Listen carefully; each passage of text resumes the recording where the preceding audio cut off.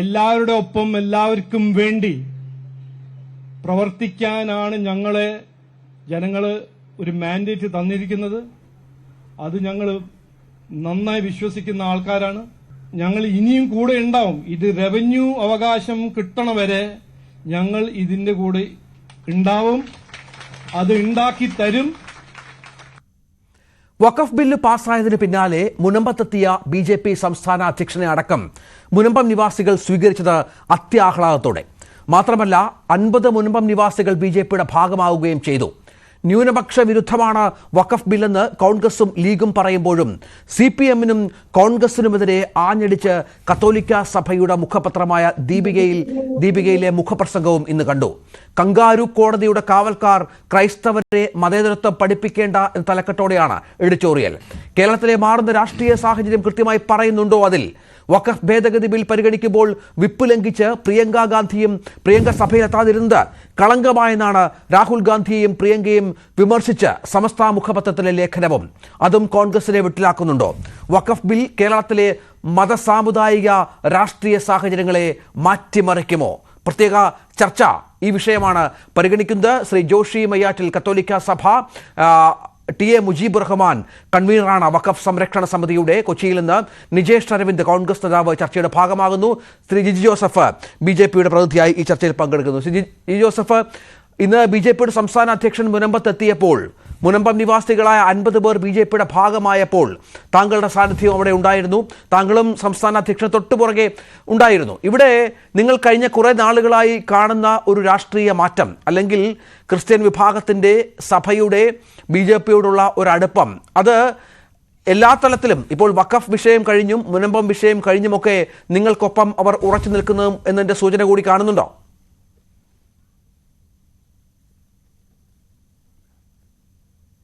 അല്ല, ഞങ്ങളിതിൻ്റെ അകത്ത് ഞങ്ങളോടൊപ്പം രാഷ്ട്രീയപരമായി ഉറച്ചു നിൽക്കുന്നതിന് വേണ്ടിയിട്ട് ഒരു പ്രവർത്തനം ഞങ്ങളവിടെ നടത്തിയിട്ടില്ല.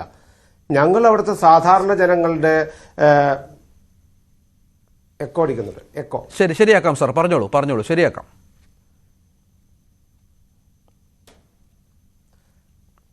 സാധാരണക്കാരായിട്ടുള്ള ജനങ്ങൾ അറുന്നൂറിൽ പരമുള്ള അവിടുത്തെ മുനമ്പം നിവാസികളുടെ വീട് നഷ്ടപ്പെടുന്ന സമയത്തുള്ള ഒരു സാമൂഹ്യപരമായിട്ടുള്ളൊരു ഇടപെടൽ നടത്തേണ്ട ഭാഗമായിട്ടാണ് ഞങ്ങൾ അതിൽ കണ്ടത്. അല്ലാതെ ഇതിൻ്റെ അകത്ത് ഒരു രാഷ്ട്രീയം കണ്ട് നാളെ ഞങ്ങൾ ഇവരെല്ലാവരും ബി.ജെ.പിയിൽ ചേരും, ഇവരെല്ലാവരും ബി.ജെ.പിയുടെ പ്രവർത്തകരായിരിക്കും, അങ്ങനെയൊന്നും നോക്കിയല്ല ഒരു സാമൂഹ്യ പ്രശ്നത്തിൽ ഇടപെടുന്നത്.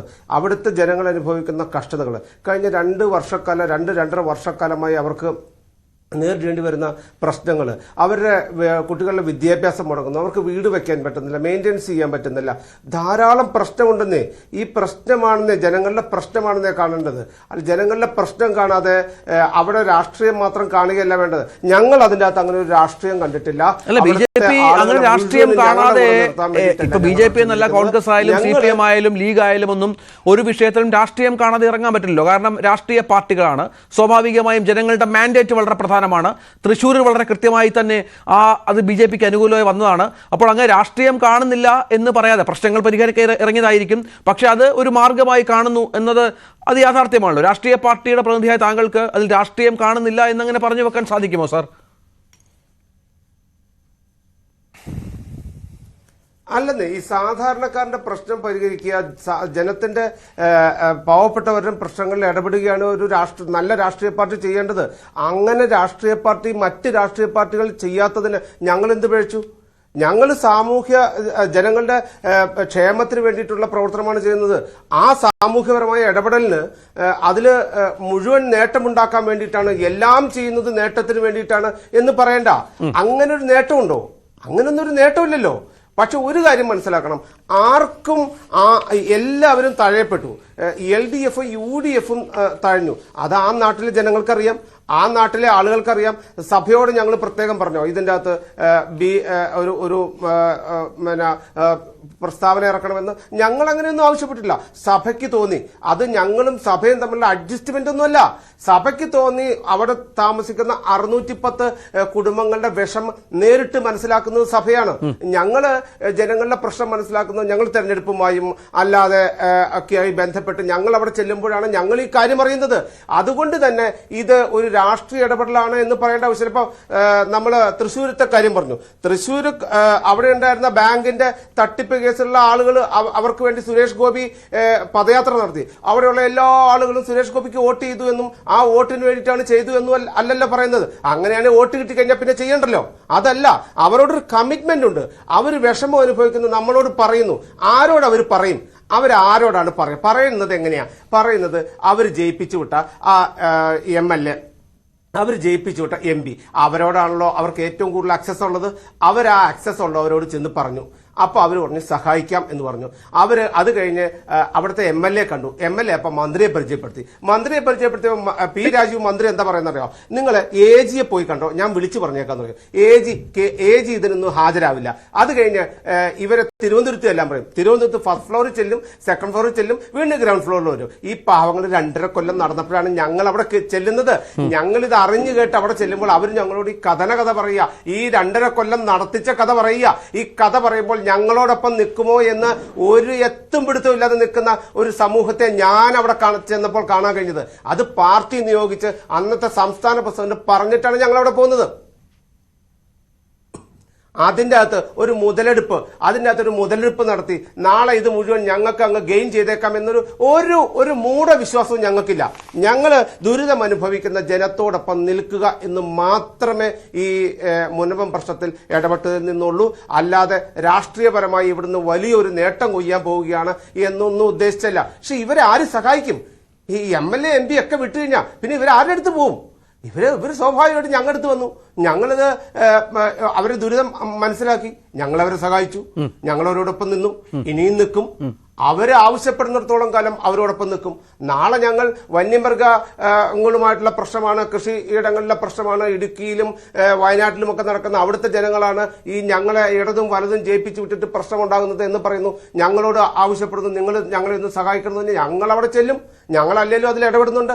ഞങ്ങൾ അത്തരം കാര്യങ്ങളിൽ നിരന്തരമായി ഇടപെട്ടുകൊണ്ടിരിക്കുന്നത്. ഭൂപേന്ദ്ര യാദവ് എന്ന മന്ത്രി കേരളത്തിൽ വരാൻ പോവുകയാണ്. ആ മേഖല മുഴുവൻ സന്ദർശിക്കാൻ വേണ്ടി പോവുകയാണ്. ഇങ്ങനെയുള്ള നടപടികൾ ചെയ്യുന്നത് ഇത് വോട്ടിന് വേണ്ടിയിട്ടാണല്ല, ജനങ്ങളുടെ ദുരിതത്തിന് അവർ വിശ്വസിച്ച ആളുകൾ അവരെ ചതിക്കുമ്പോൾ അവരോടൊപ്പം, ചതിക്കപ്പെട്ടവരോടൊപ്പം, നിരാലംബരായവരോടൊപ്പം നിൽക്കുക എന്നുള്ളത് ഒരു സാമൂഹ്യ പ്രവർത്തനം നടത്തുന്ന രാഷ്ട്രീയ പാർട്ടിയാണെങ്കിലും സാമൂഹ്യ സംഘടനയുടെയും കടമയാണ്. ശരി, തിരിച്ചു വരാം. ശ്രീ നിജേഷ് അരവിന്ദ് കോൺഗ്രസിന്റെ പ്രതിനിധിയായ ചർച്ചയുടെ ഭാഗമാകുന്നു. നിജേഷ്, ഇന്നിപ്പോൾ ഈ ചർച്ചയുടെ പ്രധാനപ്പെട്ട പോയിന്റ് എന്ന് പറയുന്നത് നമ്മുടെ സംസ്ഥാനത്തെ രാഷ്ട്രീയ സാഹചര്യം, അല്ലെങ്കിൽ കാലാകാലങ്ങളായി കോൺഗ്രസിനെ അല്ലെങ്കിൽ പിന്തുണച്ചുകൊണ്ടിരുന്ന ക്രൈസ്തവ സഭകൾക്കുണ്ടാകുന്ന മാറ്റമാണ്. അതിൻ്റെ പ്രകടമായ മാറ്റം, ആ കാര്യം ദീപികയുടെ മുഖപ്രസംഗത്തിൽ കണ്ടു. ന്യൂനപക്ഷങ്ങൾക്കിടയിൽ ഭിന്നതയും ആശങ്കയും പരത്താൻ ഇടതുപക്ഷവും കോൺഗ്രസും ശ്രമിച്ചു എന്ന് ദീപിക മുഖപ്രസംഗം എഴുതുന്നു. കങ്കാരു കോടതിയുടെ കാവൽക്കാരാകാൻ ക്രൈസ്തവരെ മതേതരത്വം പഠിപ്പിക്കുന്ന തലക്കൊട്ടോടെയുള്ള എഡിറ്റോറിയലാണിത്. രാഹുൽ ഗാന്ധിയും പ്രിയങ്ക ഗാന്ധി അടക്കമുള്ള കേരളത്തിലെ MP-മാർ ഈ ബില്ലിന് അനുകൂലമായി വോട്ട് ചെയ്യണമെന്ന് ആവശ്യപ്പെട്ടത് സഭയാണ്. അതൊന്നും സംഭവിച്ചില്ല. അത്തരത്തിൽ ചില മാറ്റങ്ങൾ ഉണ്ടാകുന്നു. ഇന്നിതായപ്പോൾ മുനമ്പത്തെത്തുമ്പോൾ കുറേ ആളുകൾ BJPയുടെ ഭാഗമാകുന്നു. കേരളത്തിലെ ഈ രാഷ്ട്രീയ മാറ്റം അല്ലെങ്കിൽ സഭയുടെ ഈ മനംമാറ്റം കോൺഗ്രസിന് സംഘടിപ്പിക്കുന്നുണ്ടോ?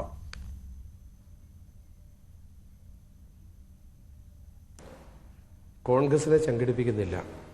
കോൺഗ്രസ് നിലകൊണ്ടത് ഒരു വിശാലമായ അവകാശ പോരാട്ടത്തിനാണ്. ആ അവകാശ പോരാട്ടത്തിൽ കോൺഗ്രസിൻ്റെ നയങ്ങളിൽ ഞങ്ങൾക്കൊരു ക്ലാരിറ്റി കുറവുമില്ല. ആ ക്ലാരിറ്റി കുറവ് ഇല്ലാത്തിടത്തോളം കാലം ഞങ്ങൾ ആ നിലപാടിൽ ഉറച്ചു നിന്നുകൊണ്ട് മുന്നോട്ട് പോവുകയും ചെയ്യും. BJPക്ക് നേട്ടം, BJP നേട്ടമുണ്ടാക്കിയ ഇടങ്ങളിലൊക്കെ വിഭജന രാഷ്ട്രീയം കൊണ്ടാണ് നേട്ടമുണ്ടാക്കിയിട്ടുള്ളത്. ആളുകളെ വിഭജിക്കാൻ BJPക്ക് അറിയാം. ആ വിഭജന രാഷ്ട്രീയം കൊണ്ട് നേട്ടമുണ്ടാക്കുക എന്നുള്ളത് ഒരു എളുപ്പമായ കാര്യമാണ്. അത് ഗുജറാത്തിലാണ് ഒരുപക്ഷെ ആദ്യമായിട്ട് കണ്ടതും അത് റിസൾട്ട് ഉണ്ടായത്. പിന്നീട് കണ്ടത് വടക്ക് കിഴക്കൻ സംസ്ഥാനങ്ങളിലാണ്. ഗുജറാത്തിലെ ഇരകൾ അത് മുസ്ലിം കമ്മ്യൂണിറ്റി ആയിരുന്നു, വടക്ക് കിഴക്കൻ സംസ്ഥാനങ്ങളിലെ ഇരകൾ അത് ക്രിസ്ത്യൻ കമ്മ്യൂണിറ്റി ആയിരുന്നു. അല്ല, അങ്ങനെ വിഭജന രാഷ്ട്രീയം അവർ കളിച്ചെങ്കിൽ ആ വിഭജന രാഷ്ട്രീയം കളിച്ച സ്ഥലങ്ങളിലൊക്കെ അവർക്ക് വിജയം നേടാനായിട്ടുണ്ട്. ഇപ്പോൾ ഈ വഖഫ് ബില്ലുമായി ബന്ധപ്പെട്ട്, മുനമ്പം വിഷയവുമായി ബന്ധപ്പെട്ട് എന്ത് വിഭജന രാഷ്ട്രീയമാണ് BJP കളിച്ചതെന്നാണ് താങ്കൾ പറയുന്നത്? അവിടെ പല ആളുകൾ വന്നു, KPCC അധ്യക്ഷൻ വന്നു, മന്ത്രിമാർ വന്നു, MLA മാർ വന്നു. അവർക്കാർക്കും ആ വിഷയത്തിനൊരു പരിഹാരം കാണാൻ സാധിച്ചില്ല. അവിടെയാണ് വളരെ കൃത്യമായി ഈ ബില്ല് കൊണ്ടുവരികയും ഈ ബില്ല് തങ്ങളെ സഹായിക്കുമെന്ന് ബോധ്യപ്പെടുത്താൻ, മുനമ്പം നിവാസികളെ ബോധ്യപ്പെടുത്താൻ ഭരണകക്ഷിക്ക്, രാജ്യം ഭരിക്കുന്ന കക്ഷിക്ക് ആവുകയും ചെയ്തത്. സർ,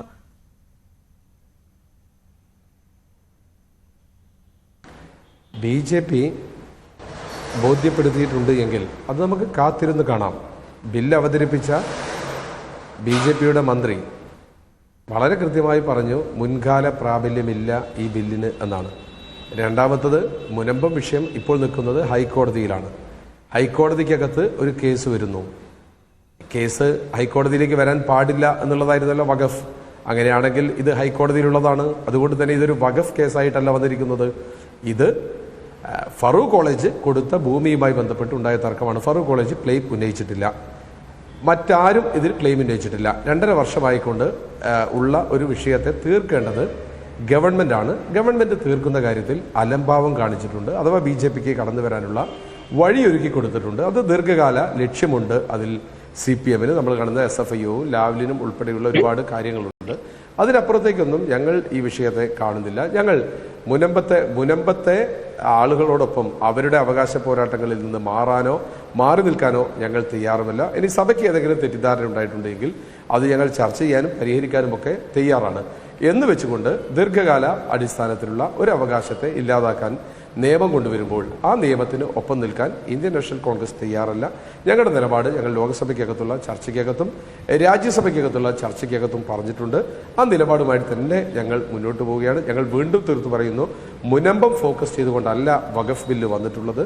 വഖഫ് ബില്ല് വന്നിട്ടുള്ളത് ഈ രാജ്യത്തെ ഒരു കമ്മ്യൂണിറ്റിയെ, അവർ നേരത്തെ പറഞ്ഞ വിചാരധാരയ്ക്കകത്തുള്ള അവരുടെ ഒന്നാമത്തെ ശത്രുവിനെ ശരിപ്പെടുത്താൻ വേണ്ടി, മുസ്ലിം എന്ന ഒന്നാമത്തെ ശത്രുവിനെ ശരിപ്പെടുത്താനാണ്. അത് ശരിപ്പെടുത്തി കഴിഞ്ഞാൽ ഇപ്പോൾ ജബൽപൂരിലുള്ള, നേരത്തെ ഒറീസയിലുണ്ടായ, കർണാടകയിലുണ്ടായ, വടക്കുകിഴക്കൻ സംസ്ഥാനങ്ങളിലുണ്ടായ, കേരളത്തിലെ കോഴിക്കോട്ടെ ഒളവണ്ണയിലുണ്ടായ ആ അതിക്രമം, സുമത വിശ്വാസികൾക്കെതിരെയുള്ള ആ അതിക്രമത്തിലൊന്നും ഒരു മാറ്റവും സംഘപരിവാർ ശക്തിയുടെ ഭാഗത്തുണ്ടാവും എന്ന് ഒരു വിശ്വാസവുമില്ല. നമ്മൾക്കൊക്കെ അറിയാവുന്നതുപോലെ 610 കുടുംബങ്ങളുടെ പ്രശ്നം വലിയ പ്രശ്നം തന്നെയാണ്. അതേ പ്രശ്നം ആ വലിയ ഗൗരവത്തിലെടുക്കുമ്പോൾ തന്നെ അവിടെ ഇപ്പോൾ തേനും പാലും ഒഴുക്കിയ സംഘടനയുടെ സംസ്ഥാന അഖിലേന്ത്യാ നേതാക്കന്മാർ പ്രശ്നമുണ്ടാക്കിയ 300-ലധികം ക്രൈസ്തവ ദേവാലയങ്ങൾ അടിച്ചു തകർത്ത് 1 ലക്ഷത്തിലധികം ആളുകളെ ദുരിതാശ്വാസ ക്യാമ്പിലേക്ക് എത്തിച്ച അവിടെയുള്ള സാധാരണക്കാരന് അവിടെ ഒരു അവകാശവുമില്ലാതെ ആദ്യ കുർബാന മുതൽ സൺഡേ സ്കൂൾ മുതൽ ശവമടക്ക് മുതൽ വരെ കുർബാന മുതൽ ഒന്നുമില്ലാതാക്കിയ ഒരു ജനത, അത് അനുഭവിക്കുന്ന ഒരു ജനതയും അപ്പുറത്തുണ്ട്. ഞങ്ങളെ സംബന്ധിച്ചിടത്തോളം വേദനിക്കുന്നവനെല്ലാം അത് ഒരേ കണ്ണിലൂടെ മാത്രമേ ഞങ്ങൾക്ക് കാണാൻ കഴിയൂ. അതുകൊണ്ട് ഈ BJPയുടെ നയം അത് നമുക്ക് ദീർഘകാലത്തിൽ നമ്മൾക്ക് കാണാം എന്നതല്ലാതെ ഇതിനെ ഏതെങ്കിലും ഒരു പക്ഷം പിടിക്കാൻ, ഇതിൻ്റെ പേരിൽ ഒരു മുതലെടുപ്പ് നടത്തുന്നവൻ്റെ അടുത്ത് പോയിക്കൊണ്ട് മറ്റെന്തെങ്കിലും വാഗ്ദാനങ്ങൾ ചെയ്യാൻ ഞങ്ങൾ തയ്യാറല്ല. മുനമ്പം വിഷയം ഒരു ലാൻഡ് ഇഷ്യൂ ആണ്. അത് സ്റ്റേറ്റ് ആണ് പരിഹരിക്കേണ്ടത്. ഞങ്ങൾ അന്ന് മുതലുള്ള നിലപാട് അതുതന്നെയാണ്. സ്റ്റേറ്റ് അത് പരിഹരിക്കാൻ തയ്യാറാകുന്നില്ല. സ്റ്റേറ്റ് എങ്ങനെ പരിഹരിക്കുമെന്നാണ് താങ്കൾ മനസ്സിലാക്കിയിരിക്കുന്നത്? വഖഫുമായി ബന്ധപ്പെട്ട വിഷയമാണ്. സ്റ്റേറ്റ് എങ്ങനെ പരിഹരിക്കുമെന്നാണ് താങ്കൾ പറയുന്നത്? അതിനുള്ള സാഹചര്യങ്ങൾ ഉണ്ട് എന്ന് പലപ്പോഴും ഇന്നും കോടതി അറിയിച്ചു എന്നാണ് മനസ്സിലാക്കുന്നത്. പക്ഷെ അതിനൊന്നും കൃത്യമായ നടപടി ഉണ്ടാകാതിരിക്കുമ്പോഴാണ്, റവന്യൂ അവകാശങ്ങൾ സ്ഥാപിച്ചു കിട്ടാതിരിക്കുമ്പോഴാണ് BJP അവിടെ കടന്നു വരികയും അവർക്ക് അവിടെ കാര്യങ്ങൾ ആ ജനതയെ ബോധ്യപ്പെടുത്താൻ സാധിക്കുകയും അവരുടെ പിന്തുണ നേടാൻ സാധിക്കുകയും പറ്റും ചെയ്തത്. ഈ വാഗ്ദാനങ്ങളല്ലാതെ ഞങ്ങളോട് ഒരു തരത്തിലുള്ള മാന്യതയും ഒരു തരത്തിലുള്ള പരിഗണനയും ഒരു രാഷ്ട്രീയ പാർട്ടിയും ചെയ്തില്ല എന്ന് പറയുന്നിടത്താണ് ആ സ്പേസ് ഉണ്ടാക്കി കൊടുത്തത്. അത് കോൺഗ്രസിനും അതിനുള്ള ബാധ്യതയുണ്ട്. കോൺഗ്രസിനും ഈ പറഞ്ഞതുപോലെ അതിൽ ഒരുപാട് ഉത്തരവാദിത്തങ്ങളുണ്ട്. കോൺഗ്രസിന്റെ ഉത്തരവാദിത്തങ്ങൾ കോൺഗ്രസ് നിറവേറ്റിയിട്ടുണ്ട്. കോൺഗ്രസ് സെൻട്രലിലോ സ്റ്റേറ്റിലോ ഭരണകക്ഷിയല്ല. ഈ പ്രശ്നം പരിഹരിക്കാൻ വേണ്ടിയുള്ള സമരങ്ങൾക്ക് കോൺഗ്രസ് ഒരുമിച്ചുണ്ട്. ഇത് നാളെ ഏതെങ്കിലും ഘട്ടത്തിൽ അധികാരത്തിൽ വന്നാൽ പരിഹരിക്കാൻ കഴിയും. നേരത്തെ വഖഫ് ഭൂമി കൈമാറ്റം ചെയ്യാൻ പാടില്ല എന്ന് തന്നെയാണല്ലോ നിയമം. വഖഫ് ഭൂമി വിൽക്കാൻ പാടില്ല എന്ന് തന്നെയാണല്ലോ നിയമം. അങ്ങനെ വിറ്റ ഒരു ഭൂമി, ആ വിറ്റ ഭൂമിയിൽ നിന്ന് വീണ്ടും വിറ്റ ഒരു ഭൂമി, ആ വിറ്റ ഭൂമി നിയമപരമായ റവന്യൂ കേസാണ്. ആ കേസിന് ഫറൂഖ് കോളേജിനെ ഒരിക്കലെങ്കിലും അതിന്റെ അധികാരികളെ വിളിച്ചിരുത്താൻ വേണ്ടി ഗവൺമെന്റ് തയ്യാറായിട്ടുണ്ടോ? ഗവൺമെന്റ് ഒരു കാരണവശാലും നിയമത്തിന്റെ താഴെ എത്താത്ത കമ്മീഷനെ നിയമിക്കാൻ ഇത് നീട്ടിക്കൊണ്ടുപോകാൻ പഴയ നിസാർ കമ്മിറ്റി മുതൽ ഇങ്ങോട്ട് എടുക്കുന്ന നിലപാടുകളിൽ സംശയമുണ്ട്. ഇതൊരു ഭൂപ്രശ്നമാണ്. ആ ഭൂപ്രശ്നം പരിഹരിക്കാൻ ഇവിടെ മാത്രമല്ലല്ലോ, കേരളത്തിൽ നിങ്ങൾ എവിടെ സഞ്ചരിച്ചാലും ശരി നിങ്ങൾക്ക് കാണാം നികുതി അടയ്ക്കാൻ കഴിയാത്ത ഒരുപാട് ആളുകളെ കാണാം. അതിന്റെ 2013 അമെന്റ്മെന്റ് ഒക്കെ താങ്കൾ ഈ ഘട്ടത്തിൽ ഓർക്കണം. UPA സർക്കാരിന്റെ കാലത്താണ് സംഭവിച്ചത്. ശ്രീ ജിജി ജോസഫ്, താങ്കൾക്ക് അത് കൃത്യമായി മനസ്സിലാകുന്ന കാര്യമാണ്. കാരണം ഈ സർക്കാർ, കേരളത്തിലെ സർക്കാരാണോ മുനമ്പം വിഷയം ഇത്രയധികം വഷളാക്കിയത്? ഞാൻ ചോദിക്കുന്നത്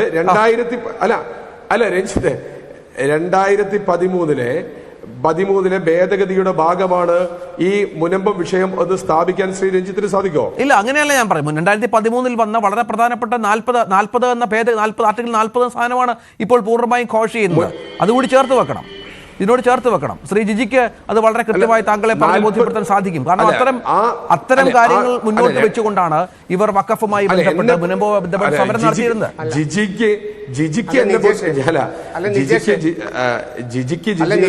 പറയാം. ഞാനൊരു കാര്യം പറഞ്ഞോട്ടെ, എന്നോട് ചോദിച്ചോണ്ട് പറയുന്നത്. ശരി ശരി നിജോഷേ, ഒരു ക്ലാസ് പോലെ ഞാൻ നിങ്ങൾ ക്ലാസ് കേൾക്കണ്ട, പ്രേക്ഷകർ കേട്ടാൽ മതി. അതായത് 1970 മുതൽ കേസ് നടക്കുന്ന വഖഫ് ബോർഡ്, ഡൽഹിയിലെ വഖഫ് ബോർഡ് ആവശ്യപ്പെട്ടിരിക്കുന്നത് പാർലമെന്റ് ബിൽഡിംഗ് അടക്കമുള്ള 123 ബിൽഡിങ്ങുകൾ കോൺഗ്രസ് അവിടെ കേസ് നടക്കുന്നുണ്ട്. 2013 25 ദിവസം ഇലക്ഷന് ബാക്കി നിൽക്കുമ്പോൾ തന്നെ അവർക്ക് നോട്ടിഫൈ ചെയ്ത് കൊടുക്കുന്നുണ്ട്, ഡീനോട്ടിഫൈ ചെയ്ത് കൊടുക്കുന്നുണ്ട്. അങ്ങനെ കൊടുത്തിട്ട് ഈ പറയുന്ന ഈ പാർലമെന്റ് അടക്കം വഖഫിന്റേതാണെന്ന അവകാശവാദത്തെ കോൺഗ്രസുകാർ അംഗീകരിച്ചു കൊടുത്തു. നിങ്ങൾക്ക് ഇതിലെന്തെങ്കിലും ബുദ്ധിമുട്ടുണ്ടോ? ഇപ്പൊ എന്തെങ്കിലും എതിർപ്പുണ്ടോ? ഇല്ലല്ലോ. നിങ്ങൾ ഇത് ഇല്ലാന്ന് പറയുന്നുണ്ടോ? ഞാൻ തെളിയിക്കാം. ഇന്നലെ അമിത്ഷാജി പാർലമെന്റിൽ പറഞ്ഞതാണ്. അന്ന് നിങ്ങളാരും മിണ്ടിയില്ല. ഇവിടെയെല്ലാം മിണ്ടണ്ടേ? നിങ്ങളല്ല മിണ്ടണ്ടേ? ഞാൻ കള്ളം പറയുന്നത് നിങ്ങളുടെ എംപിമാര് പാർലമെന്റിൽ എന്താണ് ചെയ്തത്? ഇന്ത്യൻ പാർലമെന്റ് അല്ലെന്ന്.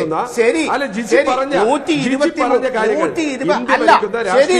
നിങ്ങൾ ഇടപെടുമ്പോൾ ഒരു കാര്യമുണ്ട്. നിങ്ങൾ സമാധാനിക്കുക. എന്റെ സമയമല്ലേ? ഞാൻ പറയട്ടെ, കളവല്ല പറയുന്നത്.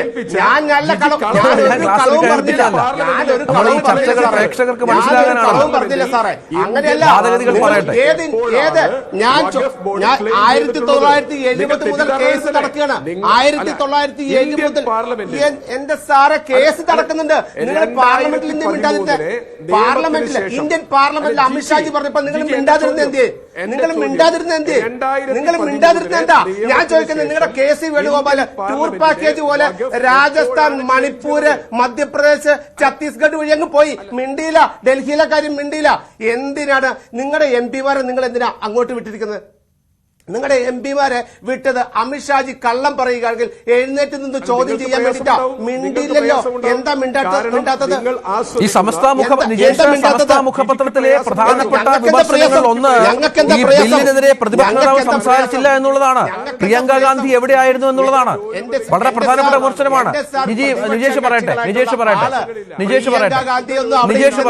പ്രിയങ്ക ഗാന്ധി ഒന്നും അവിടെ ഇല്ലെന്നേ. താങ്കളുടെ നേതാവ് നരേന്ദ്രമോദി ഒരിക്കലെങ്കിലും മണിപ്പൂരിൽ പോകണം. താങ്കളുടെ കേരളത്തിലെ മന്ത്രിയായ ജോർജ് കുര്യൻ ഒരിക്കലെങ്കിലും മണിപ്പൂരിൽ ഒരിക്കലെങ്കിലും ഇവിടുത്തെ കാര്യം പറ. വേറെ സ്ഥലത്തേക്ക് പോലെ ഞാൻ പറഞ്ഞില്ലേ, ടൂർ പാക്കേജ് പോലെ പോലെ മധ്യപ്രദേശ്, മണിപ്പൂര്, ഛത്തീസ്ഗഡ്, രാജസ്ഥാന്, ഈ ബാക്കി വഖഫിനെ കുറിച്ച് ചർച്ചയില്ല. വഖഫിനെ കുറിച്ച് ചർച്ചയില്ല. വഖഫിനെ കുറിച്ച് ചർച്ച ചെയ്യാനാണ് നമ്മൾ ഇവിടെ വന്നിരിക്കുന്നത്. നിങ്ങൾ പാർലമെന്റിലും വഖഫിനെ കുറിച്ച് മിണ്ടിയില്ല. നിങ്ങളുടെ MPമാർ എവിടെയായിരുന്നു? അമിത്ഷാജി എഴുന്നേറ്റ് നിന്ന് ഈ വഖഫിന്റെ കൊള്ളയെ കുറിച്ച് പറഞ്ഞപ്പോൾ നിങ്ങൾ എവിടെയായിരുന്നു സാറേ? നിങ്ങൾ പള്ളിയുടെ കാര്യമല്ലേ ഇപ്പൊ ചർച്ച ചെയ്യുന്നത്? അത് നമുക്ക് ഇതിനു മുമ്പ് ചർച്ച ചെയ്തിട്ടുണ്ട്. അങ്ങനെ ഉരുണ്ട് മാറില്ലേ? ഇതിൽ വാ വഖഫ് ബില്ലിൽ വാ സാറേ. 10 മിനിറ്റ് കൊണ്ടാണ്. അല്ല, ഇന്നലെ വൈകുന്നേരം നിങ്ങളാണല്ലോ ടൂർ പാക്കേജ് പറഞ്ഞത് ഞാനാണോ? ഞാനാണോ? മണിപ്പൂർ ഞാനാണോ ടൂർ പാക്കേജ് പറഞ്ഞത്? ജിജി ടൂർ അല്ല, കെ.സി. വേണുഗോപാൽ ടൂർ പോയി എന്ന് ഞാനാണോ പറഞ്ഞത്? ജിജിയാണോ പറഞ്ഞത്? കെ.സി. വേണുഗോപാൽ ജിജി സത്യം പറ. ജിജി സത്യം പറ. ഇന്ത്യൻ പാർലമെന്റ് എപ്പോഴാണ് വഖഫ് ക്ലെയിം ചെയ്തത്? വഖഫാണ് ഞാൻ പറയുന്നത്. ഇന്ത്യൻ പാർലമെന്റ് എപ്പോഴാണ് ക്ലെയിം ചെയ്തത്? അല്ല കെ.സി. വേണുഗോപാലിന്റെ പ്രസംഗമൊക്കെ നമ്മൾ കണ്ടതാണ്. നിങ്ങൾ പറഞ്ഞ കാര്യം 2013 40-ാം ഭേദഗതിക്ക് ശേഷം ഇന്ത്യൻ പാർലമെന്റിനെ എപ്പോഴാണ് വഖഫ് ബോർഡ് ക്ലെയിം ചെയ്തിട്ടുള്ളത്? നമുക്ക് തൽക്കാലം ഒന്ന് ഭയപ്പെടുത്താം. ദയവായി മറ്റ് അതിഥികൾ കാത്തിരിക്കുന്നുണ്ട്. നിങ്ങൾ രണ്ടുപേരിലേക്കും വരാം. എനിക്ക് ഫാദർ ജോഷി മയ്യാറ്റിലേക്കും ഒന്ന് പോകണം. മുജീബുർ റഹ്മാൻ തുടരുന്നുണ്ട്. ദയവായി ഒന്ന് ക്ഷമിക്കണം. വരാം. ഒന്ന് ക്ഷമിക്കണം.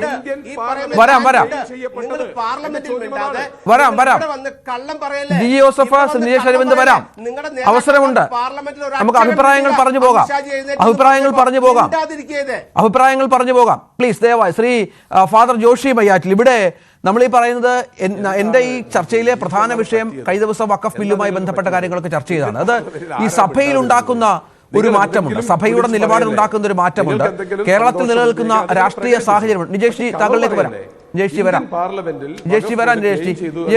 ഞാൻ ആ വാർത്ത കണ്ടിട്ടില്ല ജിജി. നിജേഷ് ജി വരാം. നിങ്ങൾ തീർച്ചയായിട്ടും നിങ്ങൾ എനിക്കൊന്ന് അയച്ചതാ? തീർച്ചയായിട്ടും വരാം.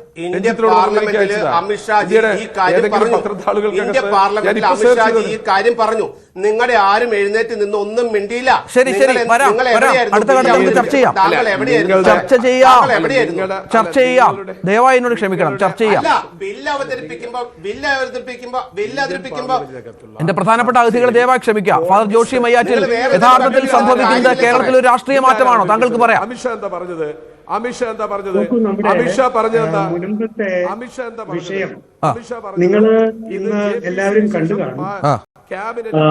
അവിടെ ഞാൻ കേട്ടതാണ്. ഏതാണ്ട് 53 പേര് ഇന്ന് BJP-യിൽ അംഗത്വം എടുത്തു.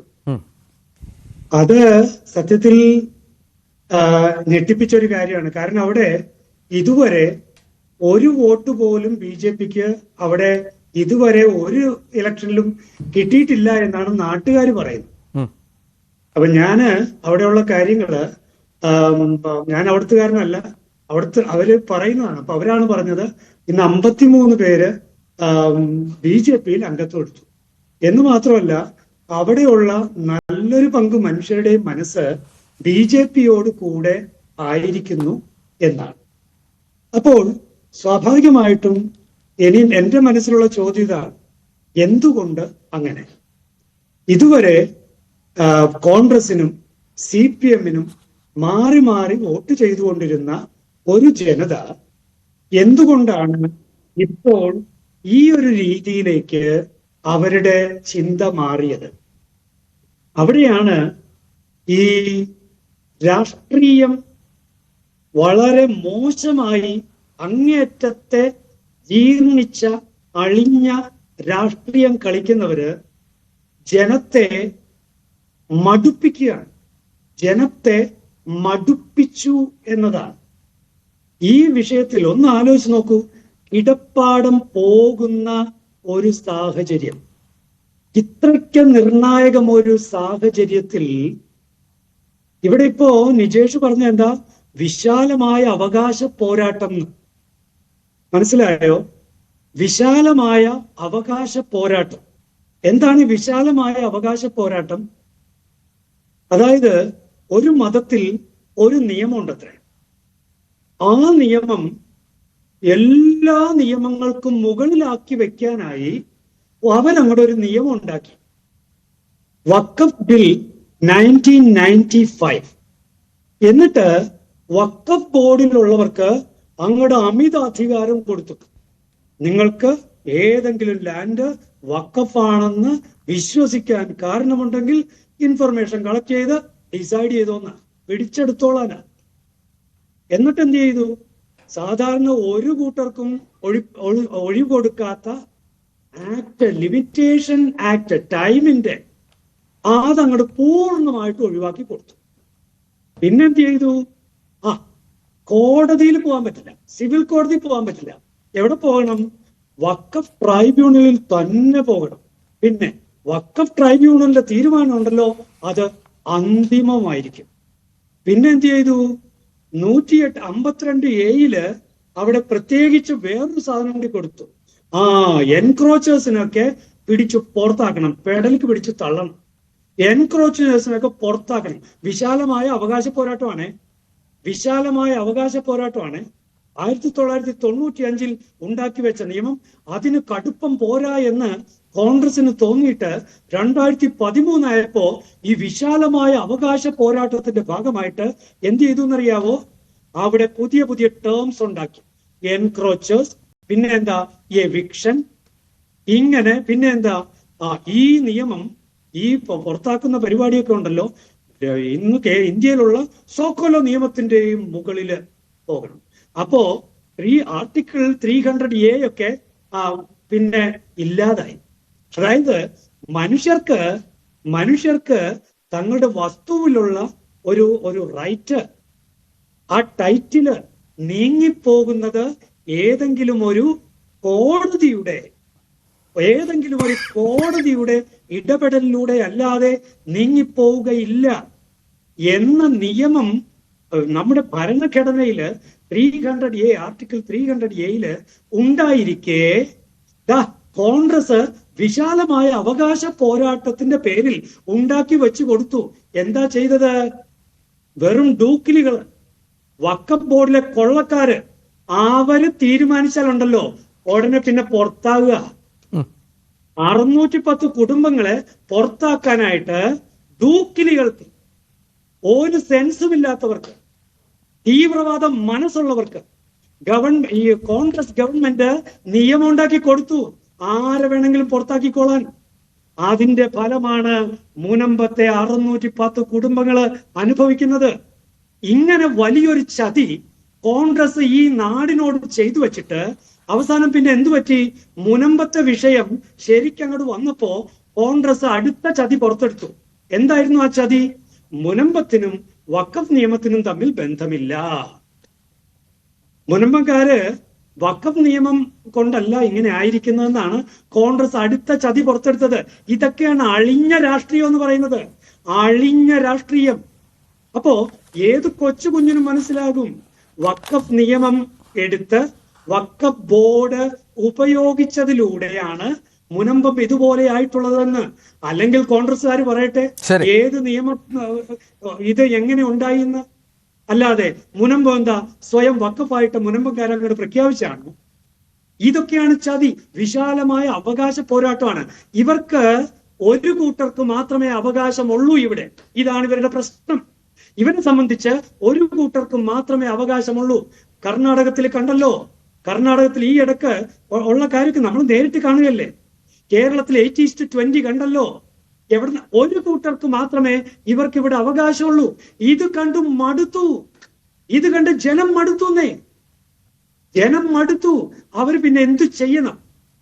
ഇത്രയും നാള് കൈപ്പത്തി എന്ന് പറഞ്ഞ് പുറകെ നടന്നിരുന്നവരെ ഇവര് ഒരൊറ്റ കൂട്ടർക്ക് വേണ്ടി മാത്രം നിലകൊണ്ട് അവരെ മറ്റുള്ളവരെ ചവിട്ടി മെതിച്ച് ഇവരൊക്കെ എപ്പോഴായാലും വന്നോളും എന്ന് പറഞ്ഞ ആ ഗർവുണ്ടല്ലോ, കോൺഗ്രസിന്റെ ഗർവ്, ആ ഗർവിന് കാരണത്തടിയേറ്റതാണ് ഇന്ന് മുനമ്പത്ത് 53. ശ്രീ മുജീബ് റഹ്മാൻ, അതാണ് സംഭവിക്കുന്നത്. കാരണം ഈ മുനമ്പം വിഷയം ഒപ്പം തിരിച്ചു വരാം ദയവായി തുടരുക.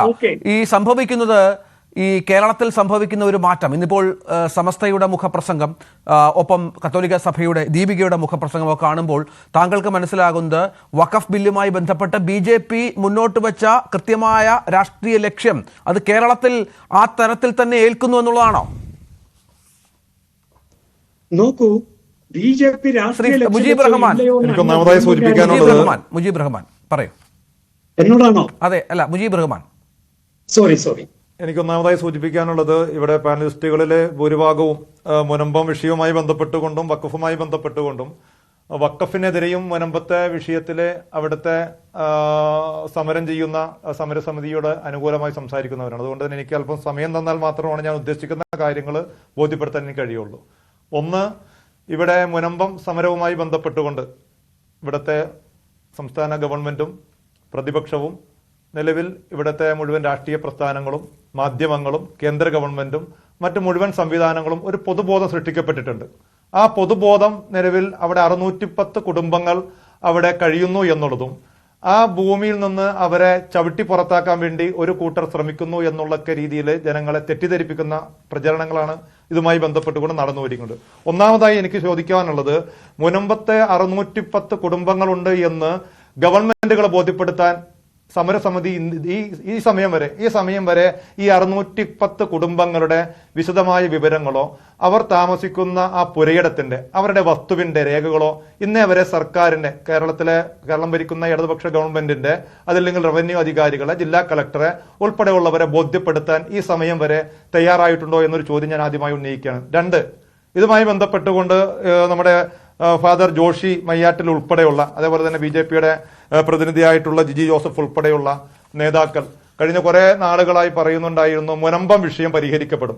മുനമ്പം വിഷയം പരിഹരിക്കപ്പെടണമെങ്കിൽ ഇവിടെ ചർച്ച ചെയ്തുകൊണ്ടിരിക്കുന്ന പാർലമെന്റിലെ കഴിഞ്ഞ ദിവസം അവതരിപ്പിച്ച് വോട്ടിനിട്ട് പാസാക്കി, അതേപോലെ തന്നെ കഴിഞ്ഞ ദിവസം രാജ്യസഭ ചർച്ച ചെയ്ത് വോട്ടിനിട്ട് പാസാക്കിയ ആ വഖഫ് നിയമ ഭേദഗതി യാഥാർത്ഥ്യമാകുന്നതോടുകൂടി മുനമ്പത്തെ പ്രശ്നം പരിഹരിക്കപ്പെടുമെന്ന് പറയുകയുണ്ടായി. ഇപ്പോൾ നാം ഈ ചർച്ച ചെയ്യപ്പെടുന്ന സാഹചര്യത്തില് അതിന്റെ കടമ്പകൾ പാർലമെന്റ് കഴിഞ്ഞു, രാജ്യസഭ കഴിഞ്ഞു.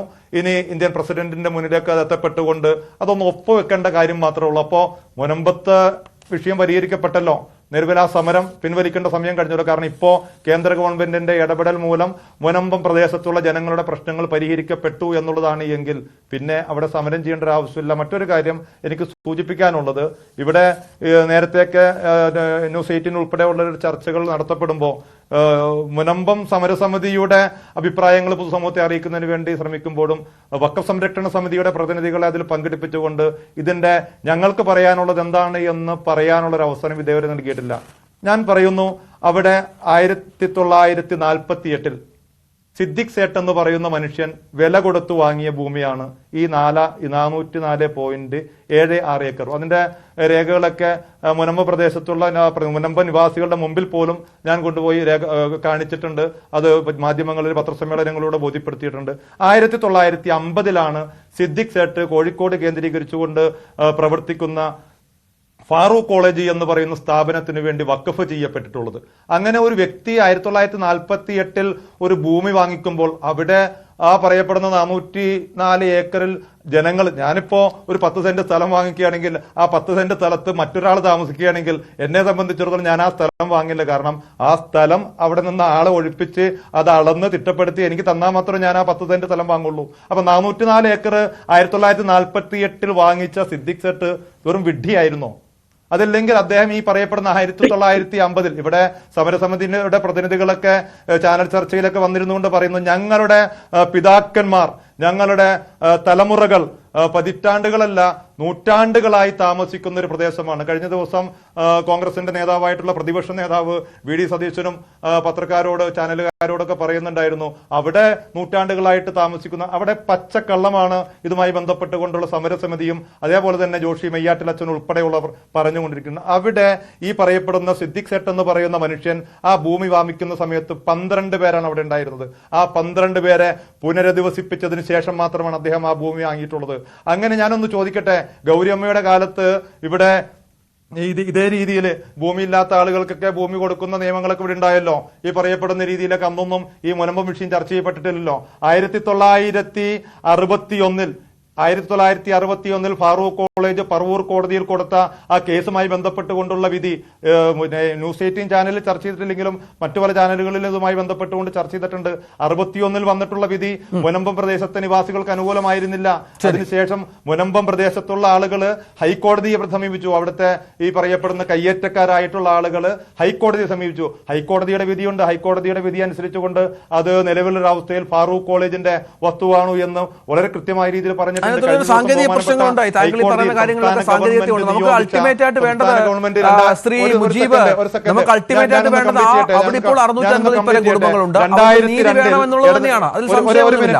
അതിനുള്ള കാര്യങ്ങൾ എങ്ങനെ സംഭവിക്കും എന്നുള്ളതാണ് നമ്മൾ കാണേണ്ടത്. ഞാനൊന്ന് കംപ്ലീറ്റ് ചെയ്യട്ടെ. അങ്ങനെയല്ല. ഇവിടെ ബാക്കിയുള്ള പ്രതിനിധികൾ ടൂർ പോയ കാര്യങ്ങളൊക്കെ ചർച്ച ചെയ്തപ്പോ ഒരുപാട് സമയം എടുക്കുന്ന അവസ്ഥ ഉണ്ടായി. എനിക്കത് പറഞ്ഞ് കംപ്ലീറ്റ് ചെയ്യാനുള്ള അവസരം തരേണ്ടതുണ്ട്. 2022 ഇടതുപക്ഷ ഗവൺമെന്റ് സംസ്ഥാനത്ത് അധികാരത്തിൽ വന്നതിന് ശേഷം ഈ പറഞ്ഞ മുനമ്പം വിഷയം പരിഹരിക്കുന്നതിന് വേണ്ടി അവിടെ കരമടക്കാനുള്ള അനുമതി കൊടുത്തല്ലോ. ഇവിടെ ജോഷി മെയ്യാട്ടിൽ അച്ഛൻ ഉൾപ്പെടെയുള്ളവർ സംസാരിക്കുമ്പോൾ ഈ സമരസമിതിക്ക് അനുകൂലമാണല്ലോ ഇടതുപക്ഷ ഗവൺമെന്റ് ഉള്ളത്, സംസ്ഥാന ഗവൺമെന്റ് ഉള്ളത് സമരസമിതിക്ക് അനുകൂലമാണ്, പ്രതിപക്ഷം കോൺഗ്രസ് ഉള്ളത് സമരസമിതിക്ക് അനുകൂലമാണ്, ഇവിടുത്തെ കേരള കോൺഗ്രസുകൾ ഉൾപ്പെടെയുള്ള സംവിധാനങ്ങളുള്ളത്, കേന്ദ്ര ഗവൺമെന്റ് ഉള്ളത്, എല്ലാവരും സമരസമിതിക്ക് അനുകൂലമായിട്ട് സംസാരിച്ചിട്ടുള്ളൂ. ഇവിടെ കോൺഗ്രസോ CPM-ഓ ഇടതുപക്ഷമോ ബാക്കി എല്ലാ പ്രസ്ഥാനങ്ങളും ഈ പറയപ്പെടുന്ന അവിടെ സമരം നടത്തുന്ന ആളുകൾക്ക് അനുകൂലമായിട്ട്. പക്ഷേ അവിടെ ആ ഭൂമി കയ്യേറിയിട്ടുള്ള ഭൂമിയാണ്. ആ കയ്യേറിയിട്ടുള്ള ഭൂമികളിൽ നിയമപരമായ രീതിയിൽ അവകാശം സ്ഥാപിച്ചെടുക്കാൻ കഴിയില്ല. അങ്ങനെ അവകാശം സ്ഥാപിച്ചെടുക്കാൻ കഴിയുമെങ്കിൽ ബഹുമാനപ്പെട്ട കോടതികളിൽ നിന്ന് അവകാശം, ഞങ്ങളെ സംബന്ധിച്ചിടത്തോളം വഖഫ് സംരക്ഷണ സമിതിയെ സംബന്ധിച്ചിടത്തോളം അവിടെ ഈ പറയപ്പെടുന്ന 610 പേരാണെങ്കിലും അവിടെ 185 പേരാണ് ഞങ്ങൾക്ക് മനസ്സിലാക്കാൻ കഴിയുന്നത്. ഇതുമായി ബന്ധപ്പെട്ട് പഠിക്കാൻ ഒരു സമിതി നിയോഗിച്ചത് പോലും കോടതി കളഞ്ഞിട്ടുണ്ട്. ഇല്ലല്ലോ, ഇതുമായി ബന്ധപ്പെട്ട് താങ്കളുടെ അറിവില്ലായ്മ കൊണ്ടായിരിക്കും. ഇതുമായി ബന്ധപ്പെട്ടുകൊണ്ട് ഇതുമായി ബന്ധപ്പെട്ടുകൊണ്ട് ഹൈക്കോടതി ഉണ്ടായിട്ടുണ്ട്. അല്ലെ ഇതിൽ ഞാനൊരു കാര്യം ഇതുമായി ബന്ധപ്പെട്ട ഒരു കാര്യം പറഞ്ഞു തീർക്കട്ടെ. നമ്മളിപ്പോ ഇത്രയും ചർച്ച ചെയ്യേണ്ട ആവശ്യമില്ല. നമ്മൾ കഴിഞ്ഞ കുറെ നാളുകളായി ചാനൽ ചർച്ചകളിലും ബാക്കിയുള്ള ചർച്ചകളിലും ഒക്കെ മുനമ്പം വിഷയം പരിഹരിക്കണമെന്നുള്ള ചർച്ചയാണ്. ഇപ്പോ അതിന് ചർച്ച ചെയ്യേണ്ട ആവശ്യമേ ഇല്ലല്ലോ.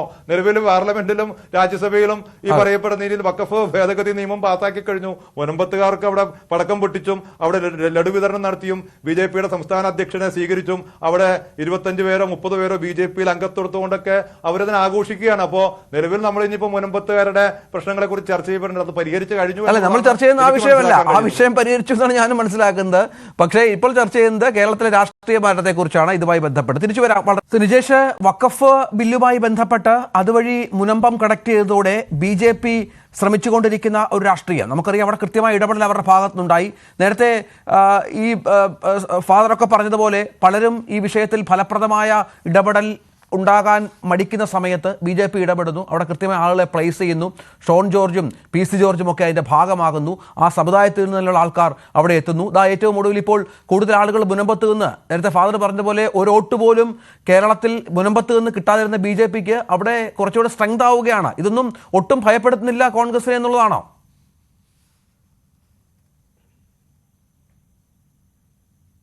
ഒരൊട്ടും ഭയപ്പെടുന്നില്ല എന്ന് മാത്രമല്ല, കോൺഗ്രസിനോട് വെറുപ്പാകാം, അതിൽ ഞങ്ങൾക്ക് യാതൊരു പ്രയാസവുമില്ല. കോൺഗ്രസിനോട് വെറുപ്പ്, കോൺഗ്രസിന്റെ കൈപ്പത്തിയെ പറ്റി ആക്ഷേപിക്കാം, അധിക്ഷേപിക്കാം, കോൺഗ്രസിന്റെ മുൻകാല പ്രാബല്യത്തോടുകൂടി തെറി പറയാം, ഞങ്ങൾക്ക് പ്രശ്നമില്ല. പക്ഷെ ഞങ്ങൾ കൊടുക്കുന്നൊരു ബഹുമാനമുണ്ട്. അത് പള്ളിയിലച്ചനാണെങ്കിലും ശരി, ഇനി അപ്പുറത്ത് മറ്റേതെങ്കിലും മതമേലധ്യക്ഷനാണെങ്കിൽ ആ ബഹുമാനമുണ്ട്. ആ ബഹുമാനം ഞങ്ങൾ കാലാകാലം കൊടുക്കും. കാരണം സോഷ്യൽ ഇൻസ്റ്റിറ്റ്യൂഷൻസ് ആണ് ഓരോ മതസ്ഥാപനവും എന്ന ബോധവും ബോധ്യവും ഞങ്ങൾക്കുണ്ട്. പക്ഷെ പച്ചവർഗീയത കുത്തിവെക്കാൻ വേണ്ടി ശ്രമിച്ചു കഴിഞ്ഞാൽ നിങ്ങളെ ഫോളോ ചെയ്യുന്ന ആളുകൾ ഒപ്പം ഉണ്ടാവില്ല എന്ന് തിരിച്ചറിയുന്നത് നല്ലതാണ്. കോൺഗ്രസ് കാലാകാലം ഇവിടെ ഭരിച്ചിരുന്ന കാലത്ത് ഓരോ മതസ്ഥാപനത്തോടും ഓരോ പൗരനോടും കടമ കാണിച്ചിട്ടുണ്ട്. അതിന്റെ ഭാഗമായിട്ട് തന്നെയാണ് കേരളത്തിൽ ഉയർന്നു നിൽക്കുന്ന വിദ്യാഭ്യാസ സ്ഥാപനങ്ങൾ, ഉയർന്നു നിൽക്കുന്ന മതേതരത്വം, ഉയർന്നു നിൽക്കുന്ന മതസഹിഷ്ണുത, അതിനൊന്നും ഒരു മാറ്റവും ഉണ്ടായിട്ടില്ല. വല്ലപ്പോഴുമാണ് ഒളവണ്ണയിലെ കന്യാസ്ത്രീകളെ തല്ലി ഓടിക്കാൻ വേണ്ടി ആളുകൾ വന്നത്. ക്രിസ്ത്യൻ മിഷണറിമാർ കുഷ്ഠരോഗികളുടെ മുറിവിൽ മരുന്ന് വെച്ച് കെട്ടുമ്പോൾ ഇവർ മതം മാറ്റാൻ വന്നവരാണ് എന്ന് പറഞ്ഞ് പ്രചരിപ്പിച്ച് തല്ലി ഓടിക്കാൻ ശ്രമിച്ചപ്പോ അവിടെയും കൈ നീട്ടിക്കൊടുക്കാൻ കോൺഗ്രസ് ഉണ്ടായിരുന്നുള്ളൂ. ഇന്ന് മറ്റെന്തെങ്കിലും കിട്ടാനുണ്ടെങ്കിൽ, നേരത്തെ സംസാരിച്ച ആൾ, എനിക്ക് അദ്ദേഹത്തിന് ഐഡന്റിറ്റി ഒന്നും അറിയില്ല, അദ്ദേഹത്തിന് എന്തെങ്കിലും വ്യക്തിപരമായിട്ട് കിട്ടാനുണ്ട് എങ്കിൽ അത് ദയവ് ചെയ്ത് കോൺഗ്രസിന്റെ തലയിൽ കെട്ടിവെക്കരുത്. കോൺഗ്രസിനെ സംബന്ധിച്ചിടത്തോളം വീണ്ടും അവകാശ പോരാട്ടം തന്നെയാണ്. ഒരു മതവിഭാഗത്തിന്റെ വഖഫിനകത്ത് മറ്റു മതവിഭാഗത്തിലെ ആളുകൾ വേണമെന്ന് നിർബന്ധം പിടിക്കുന്ന നിയമം, അത് ക്രിസ്തുമത വിശ്വാസികളുടെ നിയമത്തിനകത്ത് ഹിന്ദു വേണമെന്ന് പറഞ്ഞാലും, ഹിന്ദുവിന്റെ വിശ്വാസത്തിനകത്ത് മുസൽമാൻ വേണമെന്ന് പറഞ്ഞാലും, മുസൽമാന്റേതിനടുത്ത് മറ്റൊരു മതക്കാരൻ വേണമെന്ന് പറഞ്ഞാലും അത് തെറ്റാണ് എന്ന് പറയാൻ ഞങ്ങൾക്ക് യാതൊരു പ്രയാസവുമില്ല. അത് ഞങ്ങൾ പ്രീണനം എന്നല്ല പറയുക. പ്രീണനം എന്ന് പറയുകയല്ല. ആർട്ടിക്കിൾ 14 അനുസരിച്ച് എല്ലാവർക്കും തുല്യതയുള്ള ഈ കാലത്ത് ഒരു മതത്തിലേക്ക് മാറി വന്നവൻ 5 വർഷമെങ്കിലും പൂർത്തീകരിച്ചതിന് ശേഷമേ അവന് മതത്തിന്റെ സർട്ടിഫിക്കറ്റ് കൊടുക്കൂ, അതിനുശേഷമേ ദാനം ചെയ്യാൻ പാടുള്ളൂ എന്ന് പറഞ്ഞാലും ഞങ്ങൾക്ക് അംഗീകരിക്കാൻ സാധിക്കില്ല. പിന്നെ നിങ്ങൾ പറഞ്ഞു കൊള്ളക്കാർ എവിടെയാണ് കൊള്ള ചെയ്തിട്ടുള്ളത്? ഈ മുനമ്പം വിഷയവുമായി ബന്ധപ്പെട്ട് ഞാൻ അച്ഛനോട് വളരെ ബഹുമാനത്തോടുകൂടി പറയാം, കൊള്ളക്കാർ എവിടെയാണ് കൊള്ള ചെയ്തിട്ടുള്ളത്? നിങ്ങൾ പറ. ഇന്ത്യൻ നാഷണൽ കോൺഗ്രസ് നടപ്പിലാക്കിയ രഞ്ജിത്ത് വൈകാരികമാണ്. ഇന്ത്യൻ നാഷണൽ കോൺഗ്രസ് നിയമത്തിന് ശേഷം എവിടെയാണ് കൊള്ളക്കാരെ പ്രോത്സാഹിപ്പിച്ചിട്ടുള്ളത്? ഏത് കൊള്ളത്തരമാണ് ചെയ്തിട്ടുള്ളത്? ആളുകളെ തെറ്റിദ്ധരിപ്പിക്കുന്നത്. പിന്നെ മറ്റൊന്ന്, മുനമ്പം വിഷയം നിയമപരിരക്ഷയുള്ള ഒരു കൊള്ള സംഘമായി വഖഫ് ബോർഡിനെ താങ്കളിലേക്ക് വരാം. എനിക്കുള്ള ഉത്തരവാദിത്തം പോലെ തന്നെ താങ്കൾക്കും ഉത്തരവാദിത്തമുണ്ട്. ഒരു രാഷ്ട്രീയ പ്രസ്ഥാനത്തിലെ കൊള്ളക്കാർക്ക് കൂട്ടുനിൽക്കുന്നവർ എന്ന് പറഞ്ഞാൽ അത് തെളിയിക്കേണ്ട ബാധ്യത താങ്കൾക്കുണ്ട്. നിങ്ങൾ പറയുന്ന ഓരോ വാക്കിനോടുമുള്ള റെസ്പോൺസിബിലിറ്റി നിങ്ങൾക്കുള്ളതാണ്. ഞാൻ വിശാലമായ അവകാശം എന്ന് പറഞ്ഞത് വളരെ കൃത്യമാണ്. നിങ്ങൾക്ക് ഇവിടെ കിട്ടുന്ന ആനുകൂല്യങ്ങളായിരിക്കാം. നിങ്ങളുടെ പ്രശ്നം പോലെ തന്നെയാണ് മണിപ്പൂരിലെ പ്രശ്നം. അതാ ഞാൻ പറഞ്ഞത്, മണിപ്പൂരിൽ തകർത്തെറിഞ്ഞ പള്ളികൾ ഞങ്ങൾക്ക് വിലപ്പെട്ടതാണ്. ഗുജറാത്തിൽ നേരത്തെ തകർന്ന പള്ളികൾ ഞങ്ങൾക്ക് വിലപ്പെട്ടതാണ്. ഒരു സംശയമില്ല. അങ്ങനെ കാണാൻ കഴിയുമ്പോഴാണ് പ്രിയപ്പെട്ട അച്ഛൻ നമ്മുടെ ഈ സമൂഹത്തിലെ സാമൂഹ്യ സ്ഥാപനത്തിന്റെ അധീപനായി മാറുന്നത്. നിങ്ങൾ കാണുന്ന മുന്നിലെ ഒരു സമുദായത്തിലെ കൊള്ളക്കാരെന്ന് നിങ്ങൾ കണ്ടാൽ അത് മദർ തെരേസയുടെ കാലഘട്ടമല്ല. ഒരുപാട് കാലത്ത് ചരിത്രം എഴുതിയ, ഞാൻ നേരത്തെ പറഞ്ഞതുപോലെ, ഈ നാട്ടിൽ വിദ്യാഭ്യാസം കൊണ്ടുവന്ന, ഈ നാട്ടിൽ ആരോഗ്യം കൊണ്ടുവന്ന, ആരോഗ്യ പ്രവർത്തകരെ, ഈ നാട്ടിൽ പാരമ്പര്യം സൃഷ്ടിച്ച ആ ബഹുമാനത്തിനെ അമിത്ഷായെ പോലെ നരേന്ദ്രമോദിയെ പോലെയുള്ള ആളുകളുടെ കാൽ കീഴിൽ കൊണ്ട് കെട്ടിക്കൊടുക്കാൻ ശ്രമിച്ചാൽ നിങ്ങളെ തള്ളി പറയാൻ നിങ്ങളുടെ ഒപ്പമുള്ള ആളുകൾ തന്നെ ഉണ്ടാവും, യാതൊരു സംശയവുമില്ല. അതുകൊണ്ട് തെറ്റിദ്ധരിപ്പിക്കരുത്. വളരെ വിനയത്തോടെ വിനീതമായി പറയുകയാണ്, തെറ്റിദ്ധരിപ്പിക്കരുത്, ഒരു സമൂഹത്തിനെ തെറ്റിദ്ധരിപ്പിക്കരുത്. അത് പറയാൻ ഞങ്ങൾക്ക് യാതൊരു പ്രയാസവുമില്ല. ശരി, തിരിച്ചു വരാം. താങ്കളുടെ അവസരം ഉണ്ടാവും സാർ, ദയവായി ക്ഷമിക്കണം. താങ്കളുടെ അവസരം. ജിജി, ഇവിടെ ഇത്തരത്തിലുള്ള സംഭവങ്ങളൊക്കെ നിങ്ങൾ ക്രിസ്ത്യൻ വിഭാഗത്തോട് അല്ലെങ്കിൽ നിങ്ങൾ ന്യൂനപക്ഷങ്ങളോടൊന്നും ചെയ്യുന്നില്ല എന്ന് പറയുമ്പോൾ തന്നെയാണ് ജബൽപൂരും മറ്റും സംഭവിക്കുന്നത്. അവിടെയും വേദനയുണ്ട്. സഭയ്ക്ക് പറഞ്ഞ പോലെ മുഖപത്രങ്ങളിലടക്കം ലേഖനങ്ങൾ വരുന്ന പശ്ചാത്തലമുണ്ട്. അതൊന്നും തടയാൻ സാധിക്കാത്ത ഒരു രാജ്യത്താണ് ഇപ്പോൾ ഇത്തരം ഗിമ്മിക്സുകൾ കാട്ടുന്നത് എന്ന വിമർശനമാണ് കോൺഗ്രസിനുള്ളത്.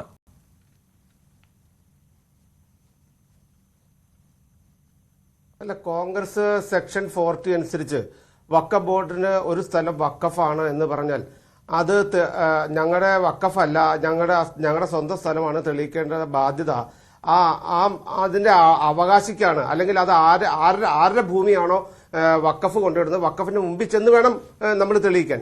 അത് കഴിഞ്ഞാൽ പിന്നെ ട്രിബ്യൂണലിൽ പോകണം. ട്രൈബ്യൂണലിൽ പോയി കഴിഞ്ഞാൽ ട്രൈബ്യൂണലിന്റെ അത് അവസാന വാക്കാണത്. അങ്ങനത്തെ നിയമം എങ്ങനെയാണ് ഒരു രാജ്യത്ത് നടപ്പാക്കാൻ പറ്റുക? അങ്ങനെ 1913 മുതൽ 2013 വരെ എത്രയോ കൂടുതൽ പറയട്ടെ. ഞാൻ പറഞ്ഞുതരാം. ശരി, ഞാൻ പറയാം. ക്വസ്റ്റ്യൻ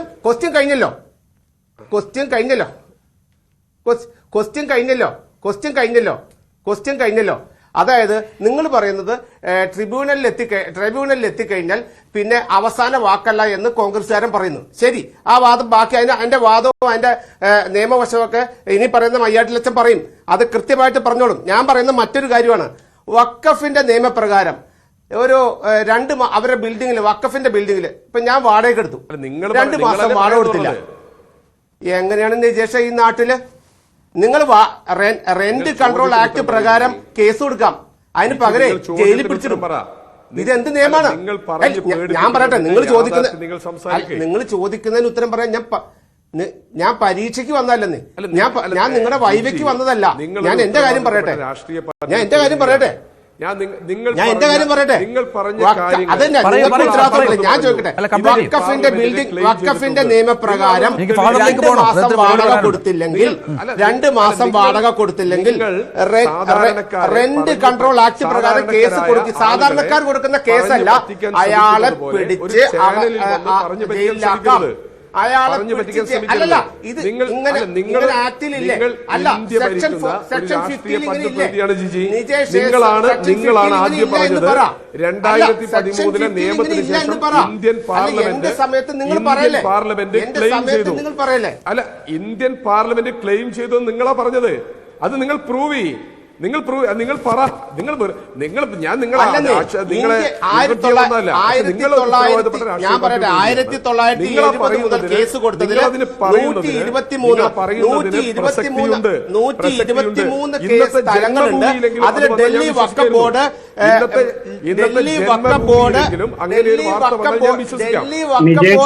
ക്ലെയിം ചെയ്തിട്ടുണ്ട്. ഡൽഹി വഖഫ് ബോർഡ് ക്ലെയിം ചെയ്തിട്ടുണ്ട് സാറേ. ഞാൻ മറുപടി കൃത്യം തരാം.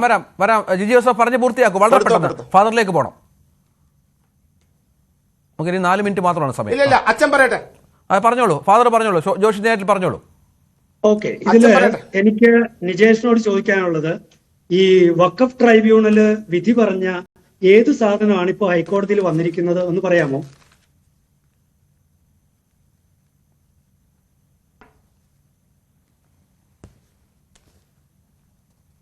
വഖഫ് ട്രൈബ്യൂണലില് വിധി പറഞ്ഞ ഇതിനപ്പുറത്തേക്ക് വേറെ അപ്പീൽ ഇല്ല എന്നാണ് നമ്മൾ പറഞ്ഞത്. ഏത് കേസാണ് ഇപ്പോൾ ഹൈക്കോടതിയിൽ അങ്ങനെ ഒരു കാര്യം വന്നിരിക്കുന്നത് പറയാമോ?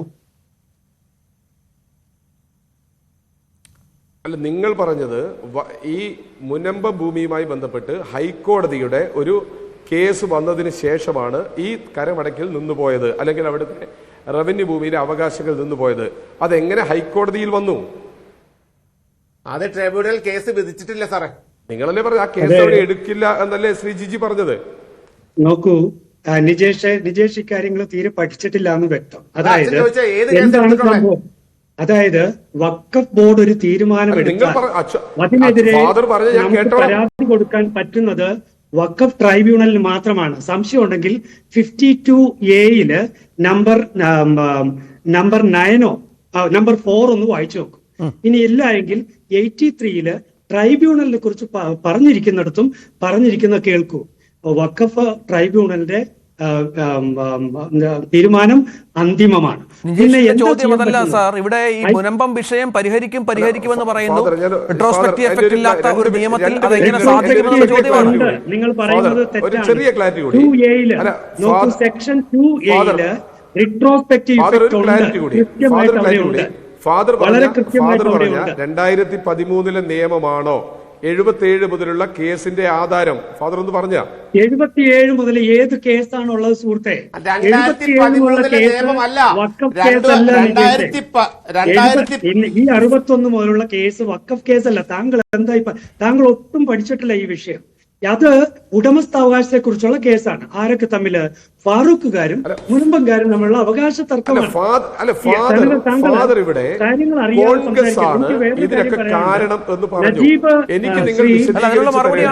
എനിക്ക് വേണ്ടിയിട്ടല്ല,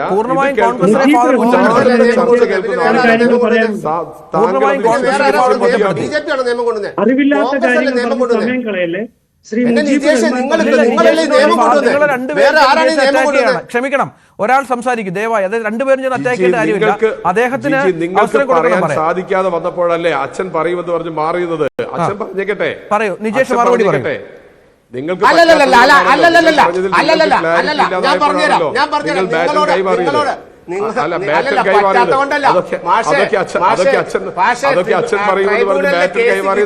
മുനമ്പത്ത് ട്രൈബ്യൂണലിലെ കേസ് വിധിയായിട്ടില്ല.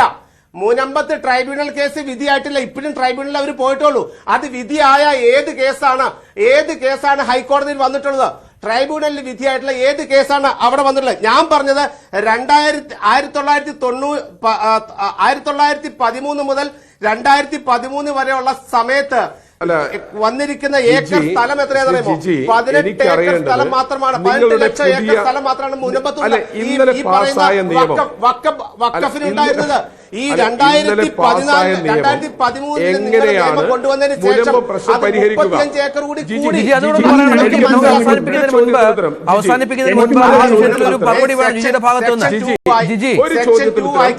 ഇന്നലെ പാസാക്കിയ നിയമം എങ്ങനെയാണ് പരിഹരിച്ചത്? സെക്ഷൻ 2A വായിക്ക്. അല്ല, ജിജിയോട് ചോദിക്കുന്നത് അതാ പറഞ്ഞെ, ജിജിയോട് അതാ ചോദിക്കുന്നത് പറഞ്ഞെ, ഒന്ന് വായിച്ചിട്ട് ഇന്നലെ വാ. പാസ്സായ നിയമം ഇത് എങ്ങനെയാണ് പഠിച്ചിട്ട് വാ. മുനമ്പത്തെ പ്രശ്നം പരിഹരിക്കുന്നത്? 2A വായിച്ചിട്ട് അല്ല, വാ. നിങ്ങൾ സെക്ഷൻ 2A വായിച്ചിട്ട് നിങ്ങൾ വാ. പറഞ്ഞത് ഈ ആക്ട് എനിക്ക് കൂടാതെ അല്ല, ഈ ആക്ട് ഞാൻ നിലവിൽ പഠിച്ചിട്ടില്ലല്ലോ. പഠിച്ച താങ്കൾ പറ. നിലവിൽ പഠിച്ച താങ്കൾ പറ. മുമ്പെയോ ശേഷമോ ഈ ആക്ട് നിലവിൽ വരുന്നതിന് മുമ്പെയോ ശേഷമോ നിലവിൽ വന്ന എന്ത് പേരിൽ അറിയപ്പെടുന്ന ട്രസ്റ്റിന്റെ പേരിലോ അത്തരത്തിൽ നിലവിൽ വന്ന ഏതെങ്കിലും ചട്ടപ്രകാരം നിയന്ത്രിക്കുന്ന ഒരു പൊതു ധർമ്മ സ്ഥാപനങ്ങളുടെയോ പേരിലോ ഒരു മുസ്ലിം വഖഫിന്റെ ഉദ്ദേശ ലക്ഷ്യത്തിന് സമാനമായ ഉദ്ദേശത്തോടെ ഭാഗം നൽകിയിട്ടുള്ള വസ്തു അതിനെ സംബന്ധിച്ച് എന്തെങ്കിലും കോടതി ഉത്തരവുകൾ അവയെ സംബന്ധിച്ച് നിലവിലുണ്ടെങ്കിൽ പോലും അത്തരം വസ്തുക്കൾ വഖഫിന്റെ ആക്ടിക്ക് പരിധിക്ക് പുറത്തായിരിക്കും. ഇതാണ് സെക്ഷൻ 2. വായിച്ചിട്ടുക. ശരി, ആ സെക്ഷൻ 2 ബി ജെ പിയെ കേരളത്തിൽ രക്ഷപ്പെടുത്തുമോ? ബി ജെ പിക്ക് കേരളത്തിൽ കൂടുതൽ വോട്ടുകൾ വർദ്ധിപ്പിക്കുമോ? സീറ്റുകൾ എണ്ണം വർദ്ധിപ്പിക്കുമോ എന്നുള്ളത് കാത്തിരുന്ന് കാണേണ്ടി വരും. ഏതായാലും നന്ദി ശ്രീ ജി ജോസഫ്, ശ്രീ നിജേഷ് അരവിന്ദ്, ഒപ്പം T A Muhajeeb Rahman, father Joshy Meyyattil ഈ ചർച്ചയുടെ ഭാഗമായതിന്. നമുക്ക് നാളെ മറ്റൊരു വിഷയവുമായി ചേരാം. എന്നോട് ദയവായി അതിഥികൾ ക്ഷമിക്കണം, വളരെ കുറച്ച് സമയം മാത്രമാണ് ശ്രീ മുജീബിനൊക്കെ നൽകാൻ സാധിച്ചത്. അദ്ദേഹത്തിന് ഇനിയുള്ള ചർച്ചകളിൽ പരിഗണന നൽകുമെന്ന് ഉറപ്പിച്ചു പറഞ്ഞുകൊണ്ട് ഈ ചർച്ച അവസാനിപ്പിക്കുന്നു. നന്ദി.